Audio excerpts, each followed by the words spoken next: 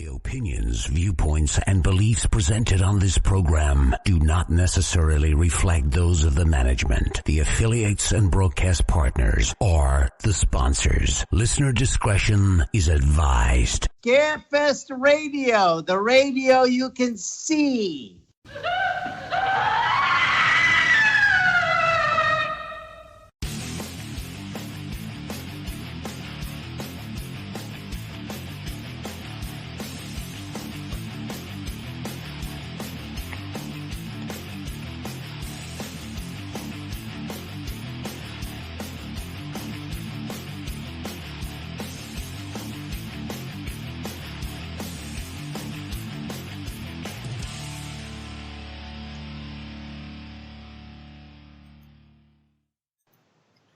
And good evening, everyone, and welcome to Scarefest Television. The original broadcast date is December 20th, 2019, and we wish you a Merry Christmas.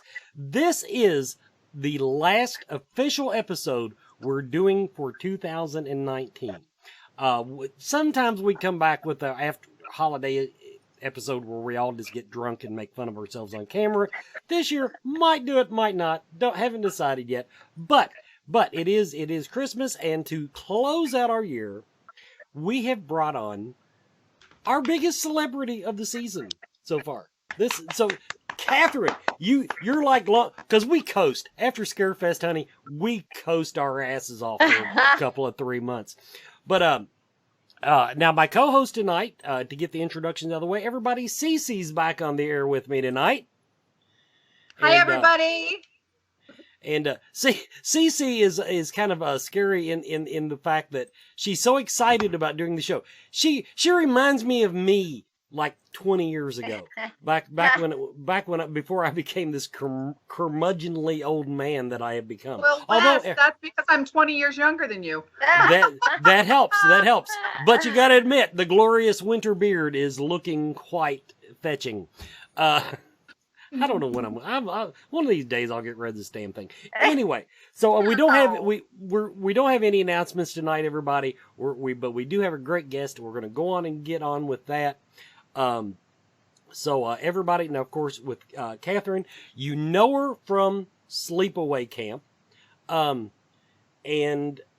but incidentally, I rewatched. First thing I got to ask you about Sleepaway Camp has nothing to even do with you. Whose idea was it to stick that shoe polish mustache on the deputy? I don't know. I had nothing to do with that. Yeah. I just went along with it. That wasn't even a bad porn star mustache. That was just like, this guy needs a mustache. Does anybody have any shoe black? And it was... the 80s. That was the 80s for you. I do want to ask, okay, this movie has become a cult classic. Actually, it's become a classic slasher movie, period. Yeah. I rewatched it, and this time concentrating on your part, which incidentally, you were quite the bitch in that movie. Just saying. Oh, thank you. Saying. But I'm wondering how, other than the shocking ending, which we won't spoil in case like 3 people watching have not seen it. Yeah. You were great in it. Your acting stood so much far above. Felissa got to coast through. She had like 3 lines in the entire movie. She just made these big teenage eyeballs most of the movie. Yeah. The question is though, do you have any idea what have the fans told you that they love about the movie? Because I look at it from a dialogue standpoint, and like I said, it's a fun movie, but looking at it from a production, standpoint, the acting was fine. It was the dialogue that I thought was just so lacking. Yeah, absolutely. I mean, so I just think. Wait, so what's your question exactly? What do the fans tell you? Why did that movie become such a classic? Everybody has a different. I mean, everyone has something different. That affected them. You have people who were bullied. People who were the bullies, so they related to something different, sexuality and, just so many different things that it hits so many different targets. And everybody went to summer camp. Most people went to summer camp or know about summer camp. And that's sort of your, your worst nightmare, that something could happen to you there. So there's so many things that people can relate to. It's just different every time. I will throw my 10 cents worth in, because I watched it actually years after the fact, and Right. I miss those fashions. Those Yes! those running shorts. Oh my God, I miss running shorts so badly. Shorts, bandanas, headbands, bandanas. Yes. We were all out. It was. I look at that stuff, and I honestly don't know what I was wearing. I'm like, that was my wardrobe most of it. And I'm like, why? Yeah, you had a Why bandana, didn't did I you? wear a bandana? I don't know. I see. Okay, now about that time, the big thing for guys wasn't to have it around the head. I didn't see it in the movie, Right. but we had it around the neck, and I mean in a Yeah. little wore it like a tie, not Yeah, like I a did bandana. that too in a couple of scenes. I had it around my neck in a couple of scenes too. Yeah. So yeah, okay, for me, if anybody ever asks you that question again, you can tell them from it's a time capsule of my youth. Absolutely.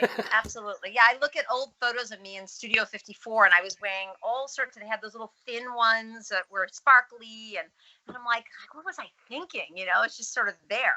But that was what everyone did then. So Now, before I turn it over to Cece, the other question that really was just weighing on my mind: what was it like growing up in a basically a performing arts family? Your mom was a concert pianist, I understand. Yes. Your father was an actor. So Yes. you were raised in this. Do you feel like that? Did you become an actor in spite of what you saw, or because of what you saw? Well, my dad, pretty much had stopped acting by the time I was sort of young. He became a social worker. And but my mom, I started in ballet. She threw me into ballet classes because she had no one to watch me. So I kind of went right into the ballet world, since she was a pianist and an accompanist. And once I got on stage, I was 11 or 12. I just knew that that's where I wanted to be. And there was a girl who was an actress in the ballet with me, and I was like, "How do you do that?" And kind of found her manager and agent, and took a cab at 11 years old in New York, and got started. So I think it was in spite of everything. I was young when I watched my dad sort of do his thing, but really watching my mother shine and be creative, and all the ballerinas. And I just knew that it was for me. It's exactly where I belong. So, and now my family, both my children are actors as well. My daughter's on a TV show called The Rookie on ABC. Yeah, and she's writing horror films and acting in horror films. She did a film called Holidays, anthology horror film. So now they're in that environment, but they're perfectly normal kids as well. So I guess I'm passing the torch a bit. Put me in touch with them. Yeah, sure. We need guests. Cece, over to you. Absolutely. Hi, Cece. Hi, Catherine. How are you? So excited to be able to talk with you.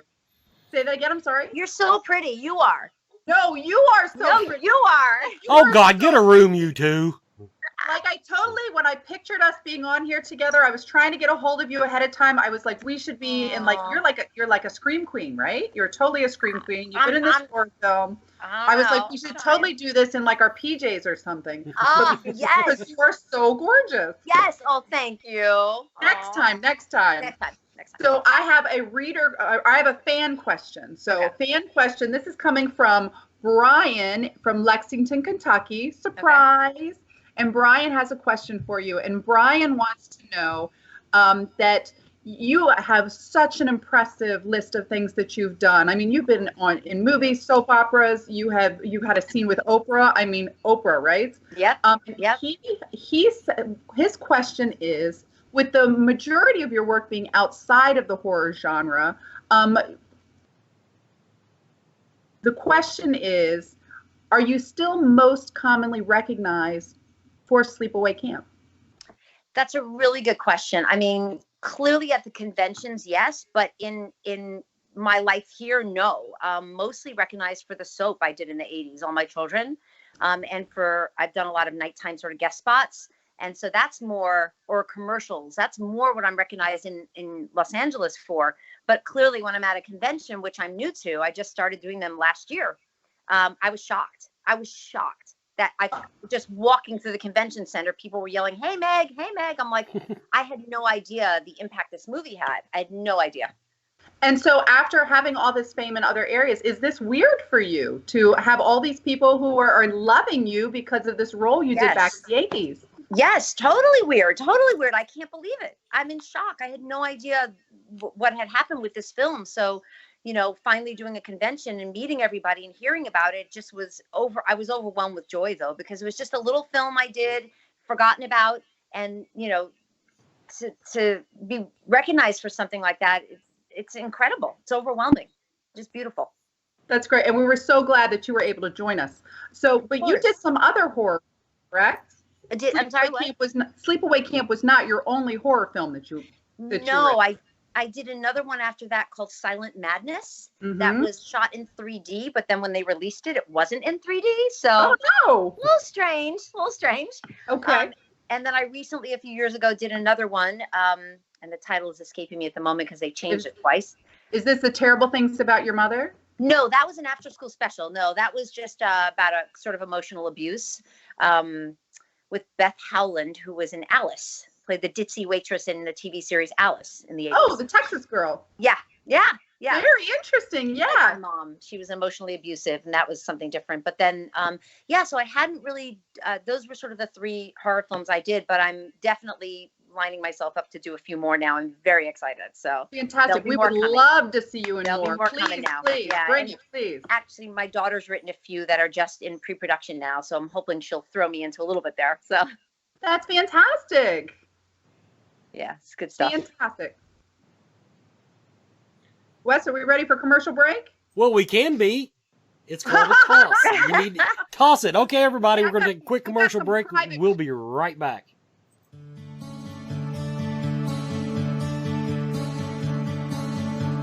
Akashic Awareness is a metaphysical healing and learning center unlike any other. A large selection of crystals, gems, and minerals greet you as you walk in the door, but from that point onward, the journey is yours. They offer a great selection of metaphysical tools, state-of-the-art holistic healing, with classes and lectures scheduled throughout the month. Akashic Awareness is open Tuesday through Saturday, noon until 6:30, 7 on Friday and Saturday. Visit their website for a current calendar of their almost daily special events and guests at akashicawareness.com. And while you are there, be sure to join their email list to stay current. Akashic Awareness, 328 Sycamore Street, Elizabethtown, Kentucky.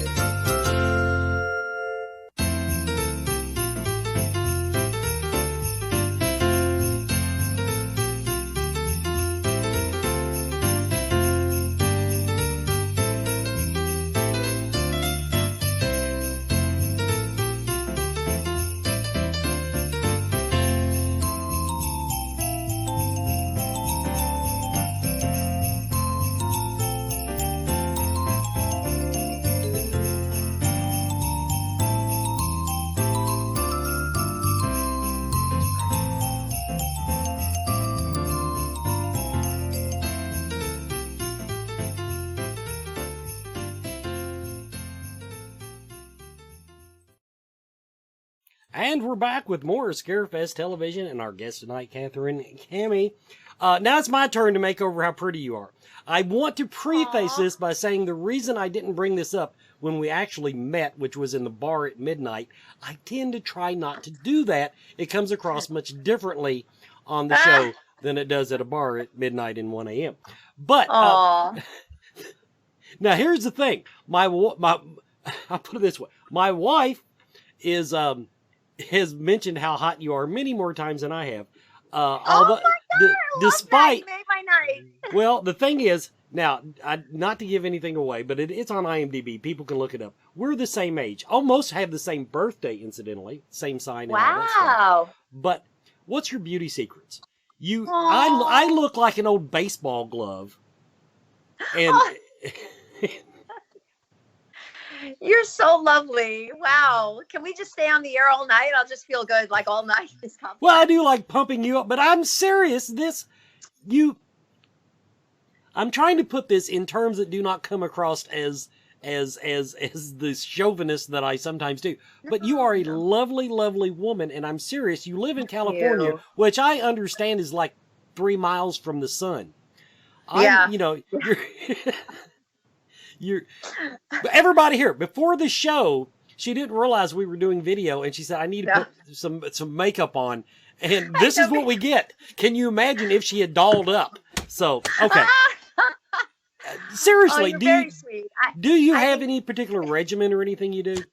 Well, we're girls, right, Cece? We always have regimens and stuff. We're gals. We always got our stuff. But I think genetics is such a big part of everything. I mean, I had, 2 parents who, had great genetics, but I do, I mean, obviously take care of myself. I've been a vegetarian since I was 15, and I do go in the sun, but I do use sunblock because I love the sun. I love the ocean. But no, my secret weapon is always sleep. You got to get sleep. I think that's a really big thing. But I just feel like, like any woman, we have our things we do, our routines, our rituals, and if it works, hopefully it works. Now, oh gosh, the image froze. I hope we didn't lose her. Sorry, yeah. Okay. There we go. Okay. Sorry about that. Okay, yeah, there you're back. Okay. Now to kind of follow up on with I didn't know you had just started doing conventions. Yeah. So now the thing I've caught on with horror fans is that when they like a character, they break this character's part down to the psychological level. Have you encountered those fans yet who come up to you and start asking you, like, why did you turn this way instead of that way? I mean, how in depth to the part have you encountered fans? Yeah, I actually really like when they do that. It's so different than, why did you like Mel? Why is she going for Mel? But I do. That is an intriguing question. Why did she? But I always say his lips. But I think one of the questions they ask me a lot, is the shower scene. Like they want to technically know how that worked, and why I turned certain ways, and so that's kind of fun. I like to dissect that a little because that definitely was very technical. But other than that, not too much. Not too much. It's more, to follow up on the shower scene, just asking, how did you become the only horror movie in that time period that did not have breast? I'm just going to come out and ask it.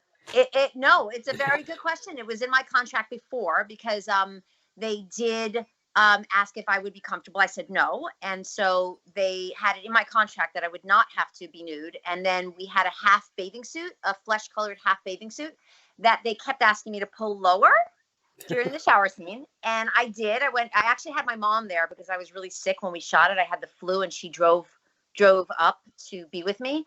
And so she was right there. So nobody pulled anything over on my mom when she was there. And they kept, I finally said, this is about as low as it's going to go. And they said, well, but we can still see it in the shot. And I said, not my problem. That's something you're going to have to figure out on your end. And they did. So, I thought it was shot very well. Yeah, it was shot very well. I mean, they didn't pressure me or anything, but I think from a technical standpoint, they could see the bathing suit, and I think they just had to be careful to keep the camera above. I guess, and then I guess the side answer to that is you were the only counselor age person that was really featured in the movie. Because, I mean, like I said, most of the time they got to throw one in gratuitously. Right. You know, if it's just somebody falling out of their bikini on the beach. Right. It's okay. So, fair enough. Exactly. Yeah. CC, over to you. Yeah, but you know what was great was you were not, I hate to use the word the slut in the movie, but that was not you. No. Well, no, not really. No, not really. Just she innocent flirting with Mel, you know, but not in a slutty way. It was just about Which I didn't understand at all, except for his green like leisure suit was kind of awesome. I mean, bring that back, please. I know.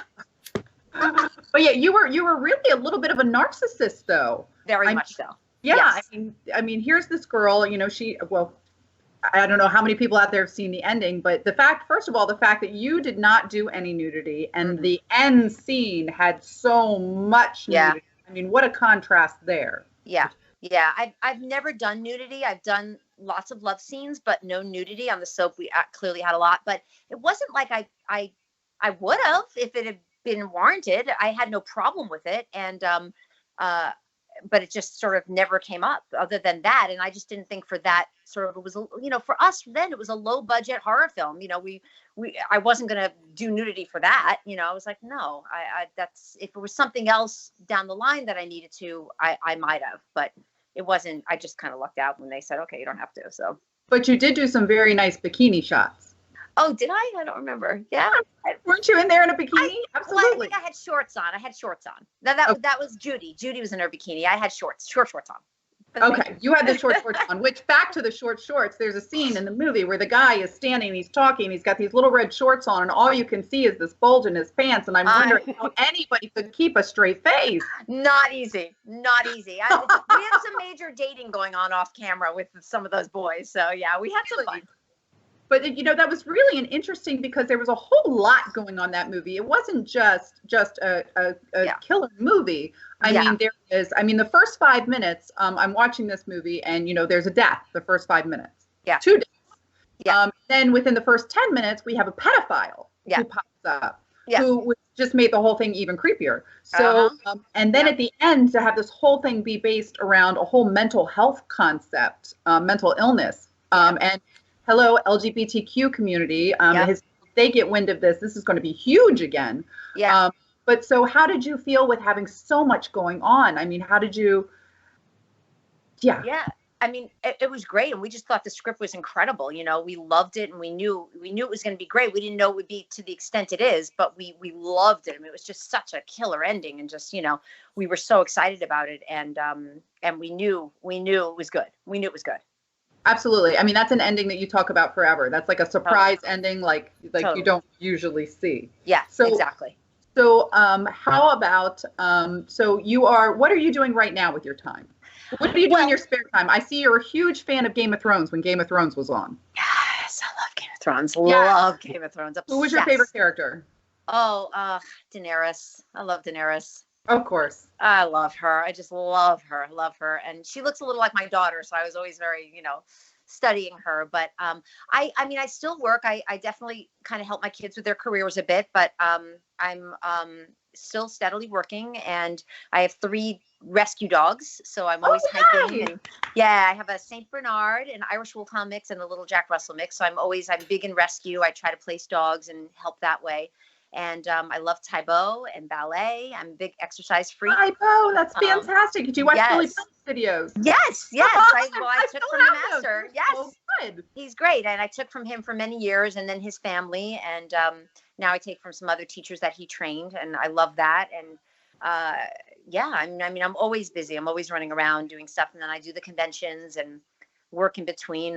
I have a couple of episodes of Get Shorty in the 2nd season that I was in. And I have now I'm in the 6th episode of a show on Apple TV with Lizzie Kaplan and Octavia Spencer called Truth Be Told.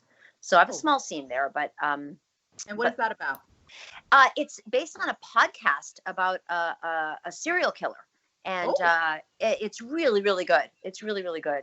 And yeah, so always working, always running around and doing my thing. That's wonderful. And being a girl who grew up in New York and now living in California, how different is that?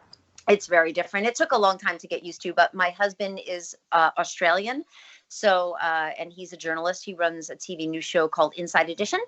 Oh, yeah. With Deborah Norville. Of course. Yeah, he runs the LA bureau here. So he's at work at 5 and very early. And but we really love the lifestyle now. The weather is so beautiful. Growing up in New York, you have no idea that you can actually live somewhere warm year round.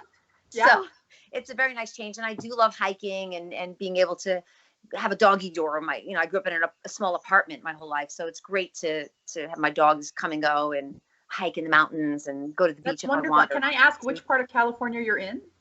Los Angeles, near Westwood, near UCLA. So you've got mountains with snow. You've got the beach. You've got this. Fantastic. Everything. Yeah, it's great. It's great. Come visit. Oh, I'd love to. Please, I will take you up on that. I'm sending you a friend's request right now. Beautiful. We got a spare room. You'll have to sleep with the St. Bernard, but you'll enjoy her. She's good. Oh, that's wonderful. Thank you. Sure. Are you tossing? Say Wes. Wes! Hi, Wes! Everybody. We'll be right back. One more commercial break. We have a few more minutes with Katherine Kamhi.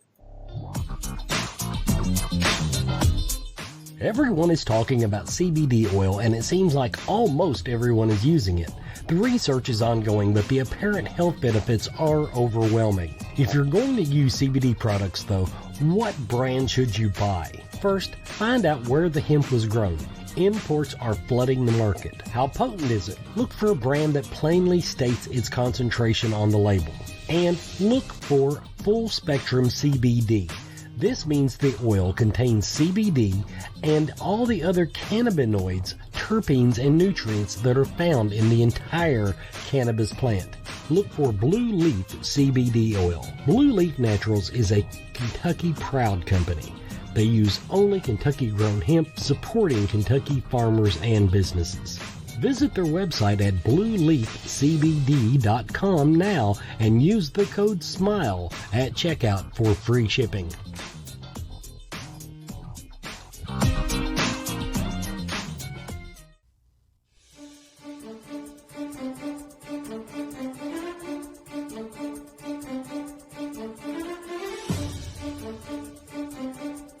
This week in horror history brings us several horror classics and fan favorites, beginning with the release of A Clockwork Orange in 1971. This disturbing and thought-provoking nightmare features violence so graphic that upon its initial release, it was given an X rating and even condemned by the Catholic Church.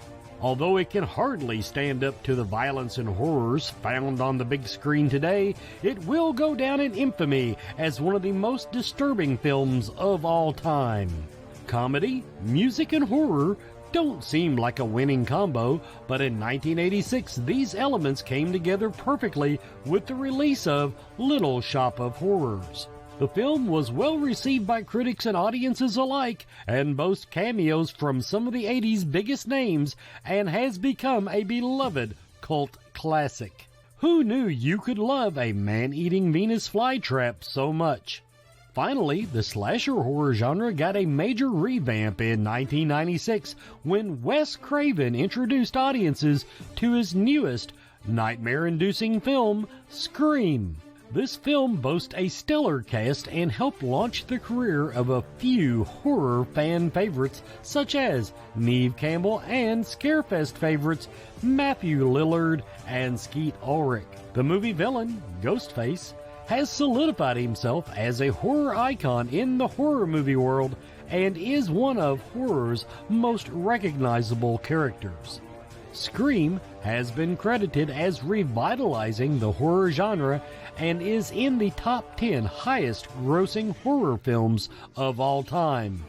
The movie later went on to become a full franchise with 3 sequels and numerous parody films. Wes Craven continues to prove why he is the king of horror.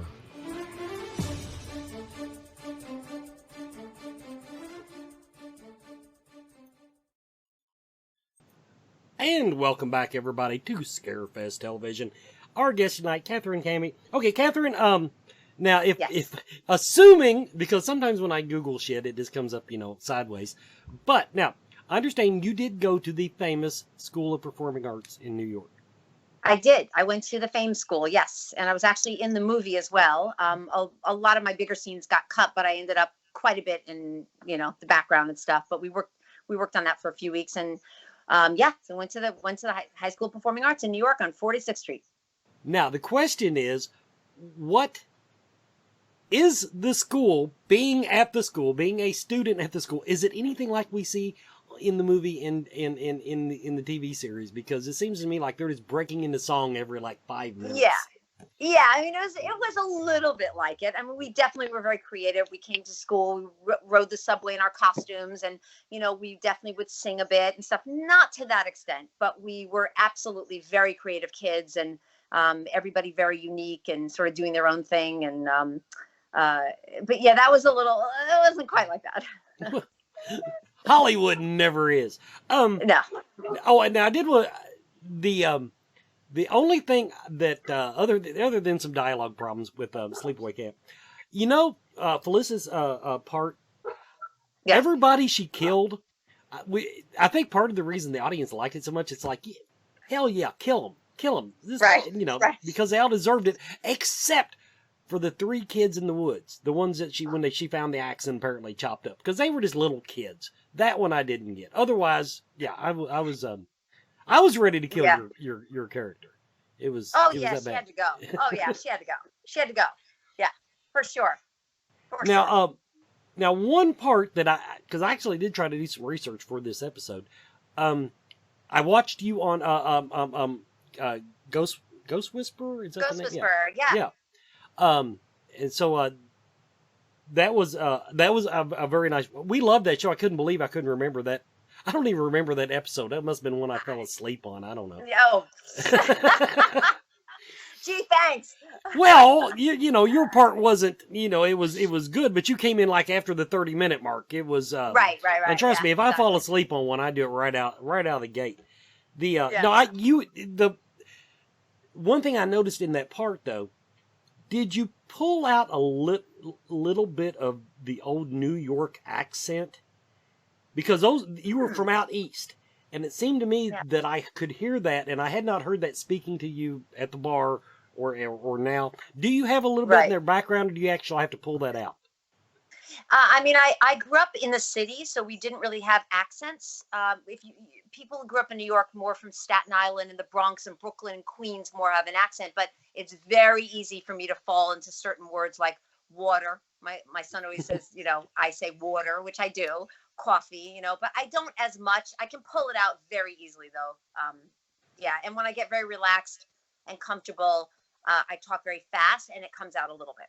Okay, that I just noticed it for whatever reason, and I thought, and the characters were from out east versus whatever. So I probably relaxed a little bit. Yeah.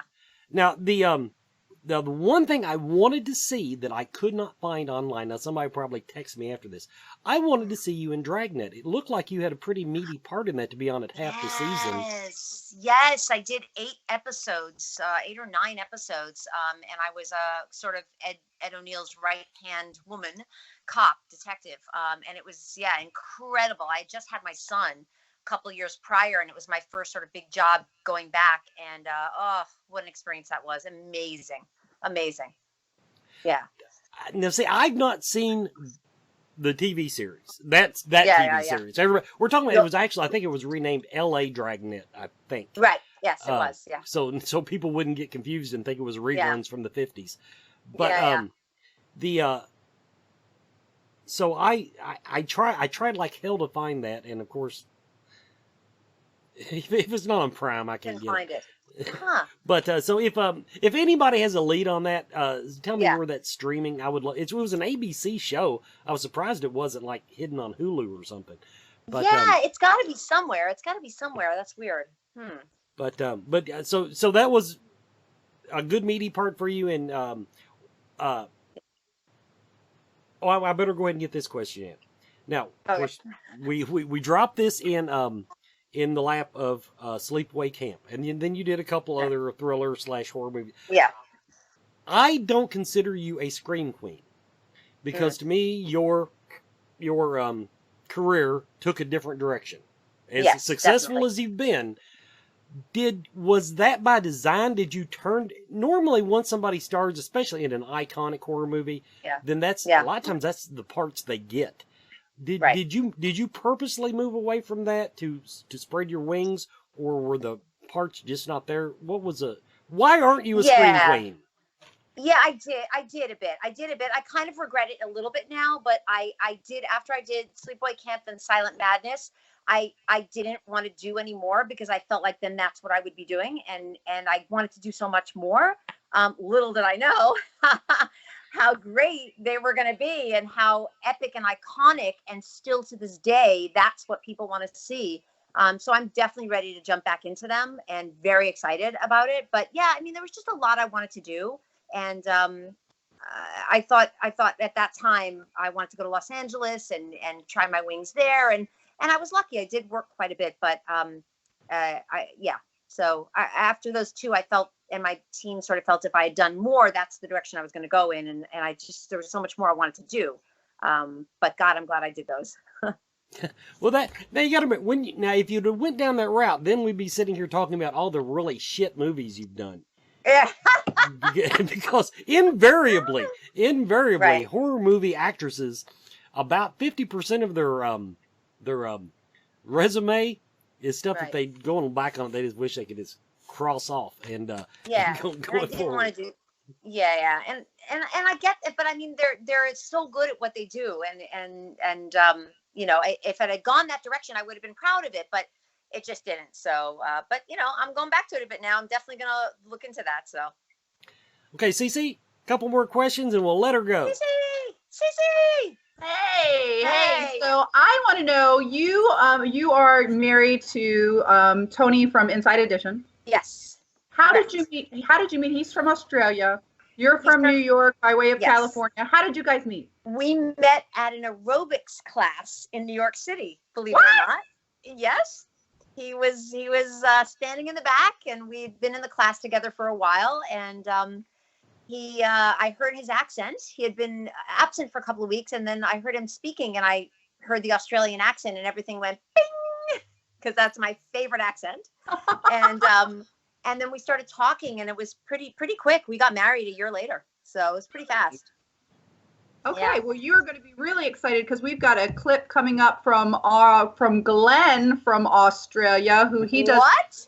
Yes, so Glen, he is a big movie guy out in Australia, and we're about to do a clip that he does on reviewing one of the movies that he's been watching recently. Oh. So I think that you're going to hear this, and you're going to get really turned on, and I don't want your husband to get like jealous or anything. Can't wait.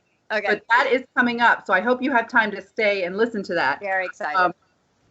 So that's fantastic. So what else? Tell me, you have two kids. You have Madeline and Jack, is that correct? Yes, Madeline and Jack Coughlin. Madeline is currently recurring guest starring on the ABC show The Rookie. So she plays Abigail, Nathan Fillion's future daughter-in-law, and she's going to be creating some mischief. She was in episode 5, and she'll be in episode 12, which will air in February. So catch her in that. And she also has the horror film Holidays anthology, and directed by Kevin and Dennis, who directed Pet Sematary. That was out last summer. And then my son Jack has been in various movies, and he was in a movie when he was younger called Devil's Knot with Reese Witherspoon and Colin Firth, and he's got a lot of commercials, and he's currently at college studying sports broadcasting and still auditioning and acting. And and then my daughter's written a couple of things, so look out for those. They'll be coming soon. She's got some shorts in festivals, and so it's very exciting. That's amazing. So it's just in your genes. I think it is. I just think it is. I didn't mean for it to happen. But that's clearly it's what they were going to do. That's perfect. Fantastic. So excited to talk with you. So glad we got to chat. Thank you for so having much me. Coming on. Absolutely. My pleasure. Wes. And Catherine, I just want to say thank you so much for coming on tonight. I will not unceremoniously hang up on you now that she's teased the Australian segment. I'll let you do the hanging up. You can hang up on us when you're ready. Okay. But it's been great talking to you again. Looking forward to seeing you again. And throw me a bone. Once you get one of these horror movies in the can, why don't you come back on the show and tell us about it? 100% I will. Yay! Thank you That's for all. having me. You guys are terrific. Great That show. is all I can ask, and it's been a pleasure having you. Everybody, we'll be right back with more Scarefest television. Bye, guys. Do you feel lost in life? Do you seem to be stuck in emotions that are not yours? Is your home not the sanctuary it should be? Contact Spirit Mechanics, where they take a team approach to your metaphysical and spiritual problems. Spirit Mechanics specializes in aura cleansing, stone attunement, attachment removal, and house cleansings. Spirit Mechanics tailors their approach to your individual spiritual path and needs. Now find them monthly at the Central Kentucky Mystical Market in Lexington. Or on Facebook by searching Spirit Mechanics, that's MECHANIX. Spirit Mechanics, for your spiritual health and well-being.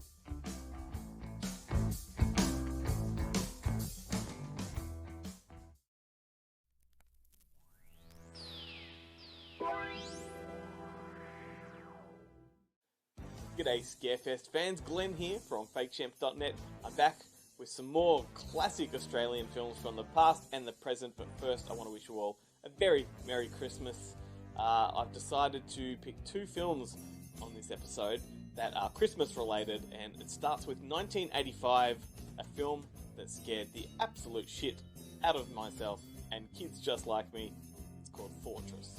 This film has become iconic down here, and some of you might even know it because it had a really successful run on HBO throughout the 80s and the 90s over there. It's based on a true story of the Faraday school kidnapping. In reality, it was a small country school with no more than a dozen or so students and one teacher, and they were kidnapped by masked bandits. In retrospect, it's an absolutely terrifying concept, and in real life, these bandits bundled up the students and the teacher into a van, drove them to a cave, and then left them in there and sealed up the entrance. So they were essentially in this cave for, I think it was a couple of weeks, while the bandits negotiated with the government to have a ransom paid. Now, fact and fiction blur in the film because once they're in the cave, everything takes a massive turn. They manage to escape very dramatically. Suddenly the story turns into a Lord of the Flies situation where these kids turn into savages. They make weapons out of sticks and rocks, and they dig traps and they impale these bandits. They savage and maul, and they absolutely wreak havoc.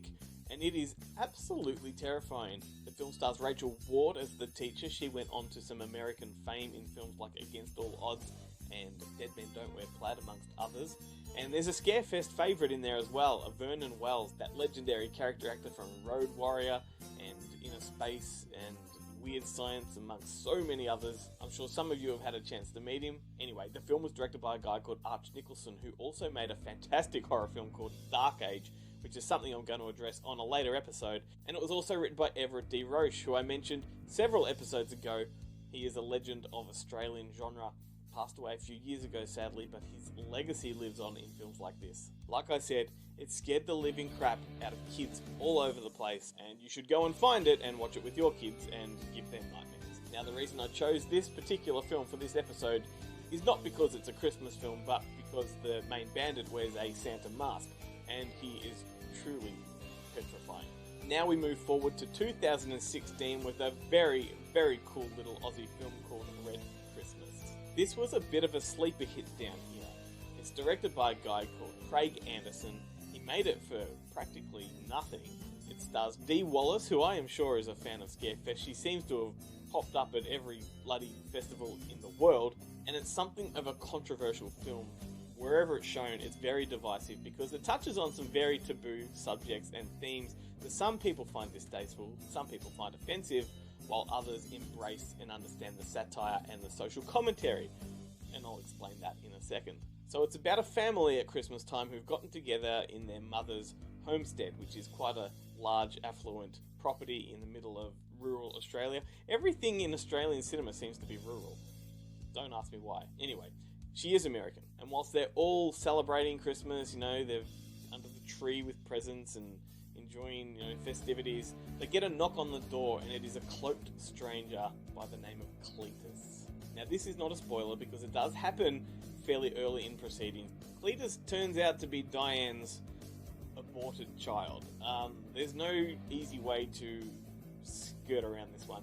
She aborted a baby, and someone found it, saved it, don't ask me how, raised it, and it grew up to be deformed, and it wants revenge. So, of course, in true horror Christmas fashion, Cletus turns into a maniac with an axe and any kind of weapon he can get his hands on, and wreaks bloody havoc over the entire holiday period. Throwing the social commentary into the mix, she has another son who has Down syndrome, and the guy is an absolutely phenomenal actor, I've got to say.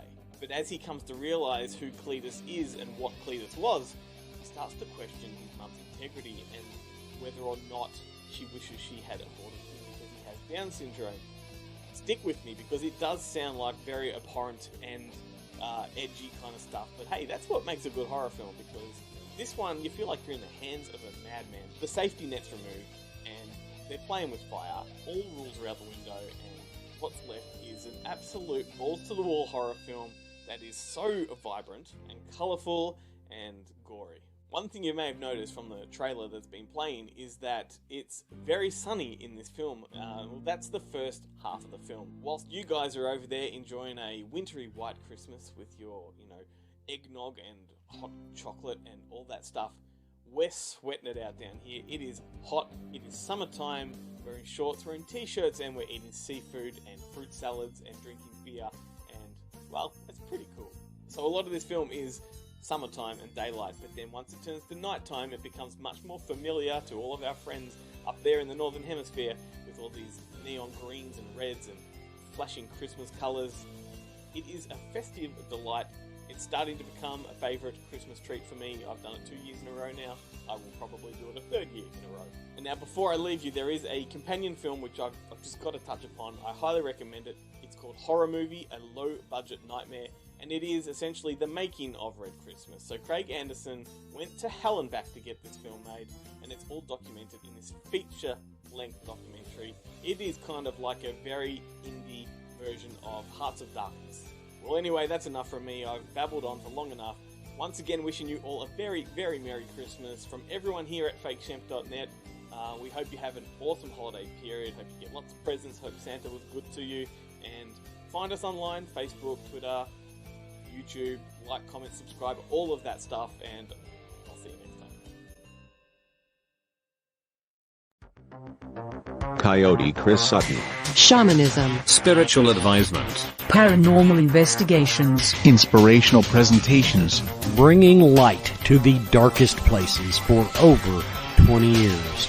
Go to coyotechris.com to learn more.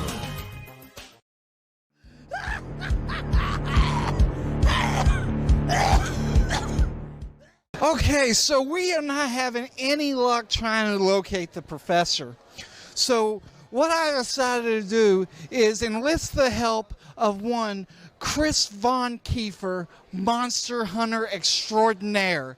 As you can see, he has a lot of awesome artwork, which you can find by looking at Art by Loft 817.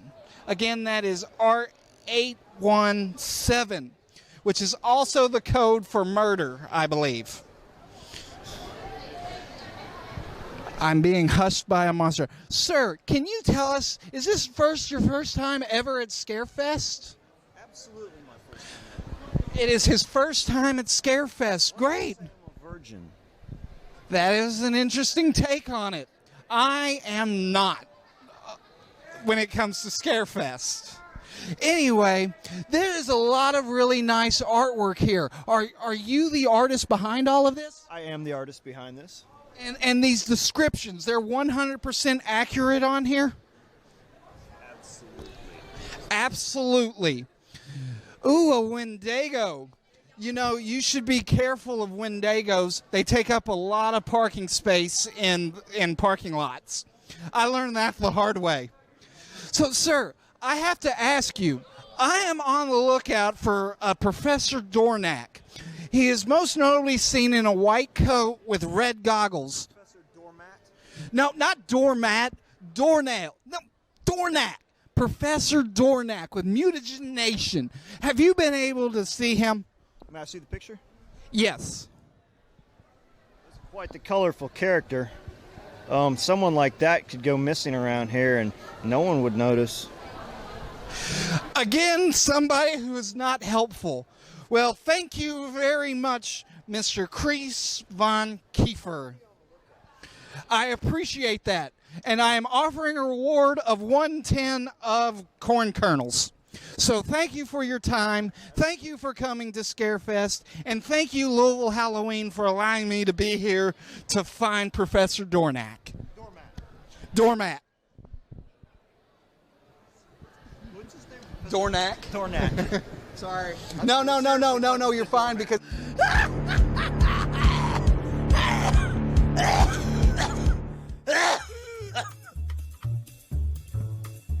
Hello, Scarefest fans. This is Joe Lewis of Bonehead Weekly. Now, I wanted to do a Christmas episode, and I wanted to review the new Black Christmas. There was just one issue. There was another movie that came out this week.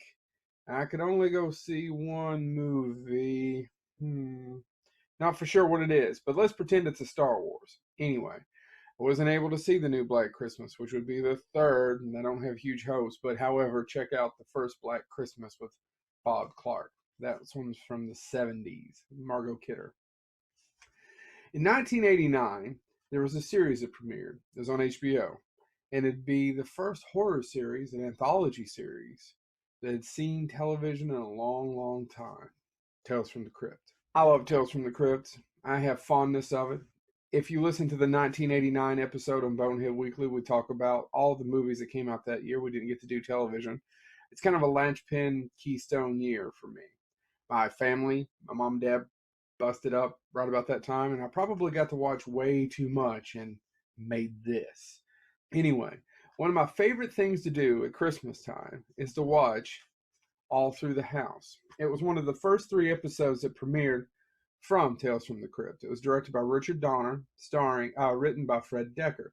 There's an actual story about how me knowing that was written by Fred Decker, he gave us Night of the Creeps and the Monster Squad, actually almost got my ass kicked in Chicago. Now, All Through the House was one of the 3 original shows. It wasn't the first one, it was the second one. And it took place at Christmas time. And it's a very simplistic story. It's about a lady who's at home, and she's there with her husband and her little girl. Her little girl's asleep, and she wants to kill him. She hits him in the head, back of the head with a fire poker, kills him, lets her lover know on the phone that she's killed him, whoever that is. She's killed the guy named, I think his character's name is Joseph. Her daughter's asleep, and then she hears something on the radio. An escaped murderer, played by Larry Drake, you may know him from Darkman, is on the loose. And he's dressed up as Santa Claus, and he has an axe. And there's no way for her to get out. There's snow. The phone's out.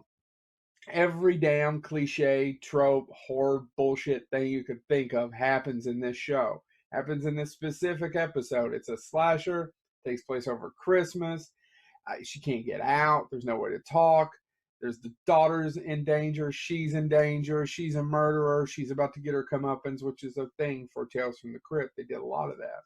Everything, all that stuff happens in this. So why do I love it so? Well, it's directed by Robert Zemeckis. And if you don't know who Robert Zemeckis is, stop watching. All right, for the rest of us who are still listening and watching me, Robert Zemeckis gave us Back to the Future, Who Framed Roger Rabbit, Castaway, Forrest Gump. He's a talented MFer, okay? He does a great job. He also does a really good job for an amazing stories he directed called Go to the Head of the Class. It stars Christopher Lloyd, but we'll get to that later. Check out All Through the House, written by Fred Decker, directed by Robert Zemeckis, for your Halloween horror fix this Christmas. This has been Joe, a little short, but I really want you to check All Through the House. It's got a fantastic twist ending, like you would expect. and it's just beautifully done. I love it. I watch it almost every year. So enjoy your Christmas, enjoy your Hanukkah, enjoy whatever it is you celebrate, whether pagans or what have you I've got out there. Merry Christmas from Bonehead Weekly.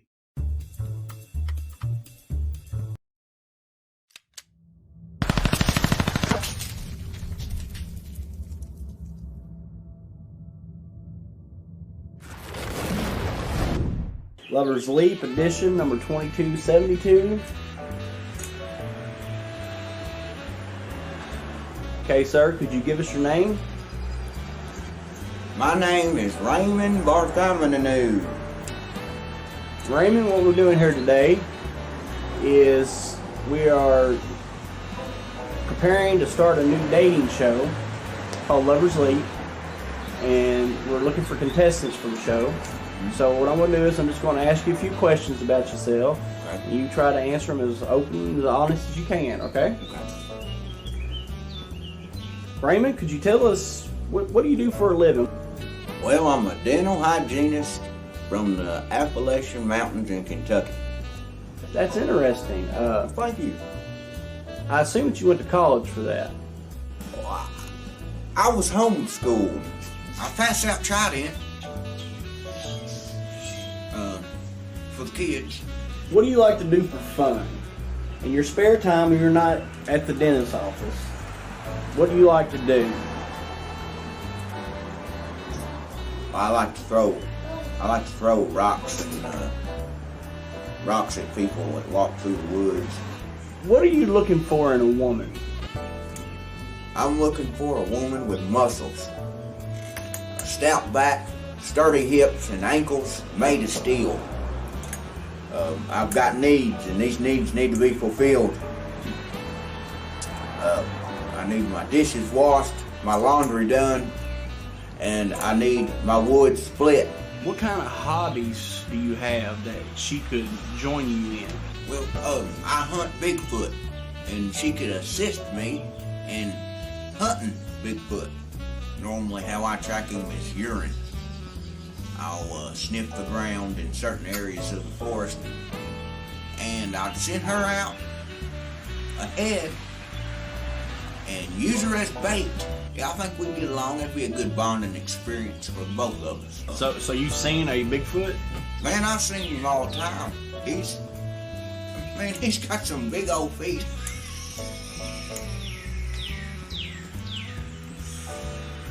He's got feet that big, and that's funny to me, and I'll make fun of him, sit out there and laugh, and he's got some big feet.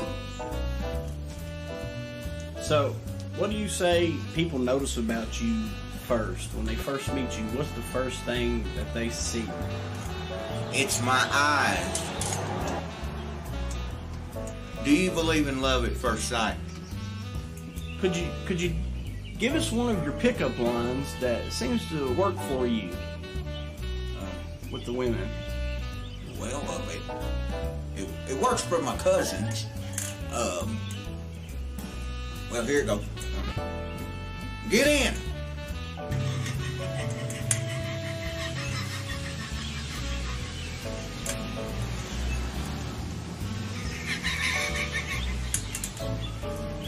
Okay, Raymond. Well, we thank you for your time. What we'll do is we'll send this video back to the producers, and what they'll do is they'll take a look at it and see if they feel that you would be a good contestant on the show. We appreciate your time. Well, where's my woman? Well, you have to be picked to be a contestant on the show before you get to meet a woman. Well, I thought I got a woman. After we got done here, I was for sure, and the guy told me after I signed the paperwork we was going to get a woman. Well, I was going to get a woman. You have to be picked to be on the show. Picked? You already picked me. I'm here. No, this is just an interview. This is just the first stage of the show. And if they like what they see, then they'll call you back and bring you in to do the show. I signed papers, and that meant I was going to get a woman. I'm suing you, and I'm definitely going to sue you over here, big guy. We can discuss this later. Like I said, what we'll do is... Oh, I'm disgusting. No. We'll discuss. We'll talk about it afterwards. Really? But like I said, they'll take a look at your video, and if they like it, they'll give you a call. You ain't calling me. You ain't gonna call me. I don't have a phone. I'm off the grid. Ain't no bills in the bush. You hear me, son? Ain't no bills in the bush. Well, we'll figure out how to contact you. And we thank you for your time. Oh, I ain't going nowhere till I get a woman. Where's that lady that was running around here a while ago? Where's that lady? I'm gonna take her with me. She coming with me. Cause if she don't, I'll go back. I'm gonna be right back here. I'll be right back. Okay, sir. All right. Well, thank you. No, y'all gonna twatter about this. Book face it, because I'll be back with a woman.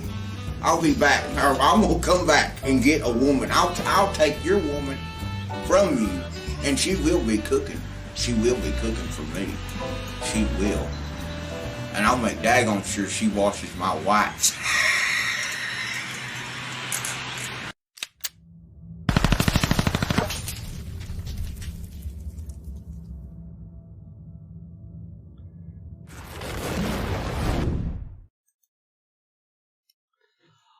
That darn Billy Crank, always so entertaining, and it's really it was a shame to hear that Joe Lewis's wife would only let him see one movie.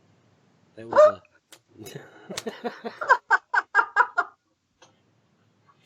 Well, Cece, we've come up on the end of the year, and you were fortunate enough to be in the rotation to close it out with a bang, as they say. How has your experience been with Scarefest Television? Well, I think people are more interested in hearing how your experience has been with Scarefest Television, Wes. It's a freaking headache every damn week. Just a different one. That's the only thing. It of course it's obvious that I enjoy it because I've stuck with it all these long years. But I'm getting a lot of positive feedback on the new format. We're still juggling things as far as getting the timing out where the show has more flow. Like tonight, we kind of shifted everything to the end because we wanted to give our celebrity guest as much time as we possibly could. And so, little things like that. But otherwise, I'm pretty happy. At first of the year, I might start looking to add now another co-host or two if the right people came along. It's just a matter of looking at what type of guest we're going to have booked and seeing where we're weak, if you will. But on that, I think we're coming along quite nicely.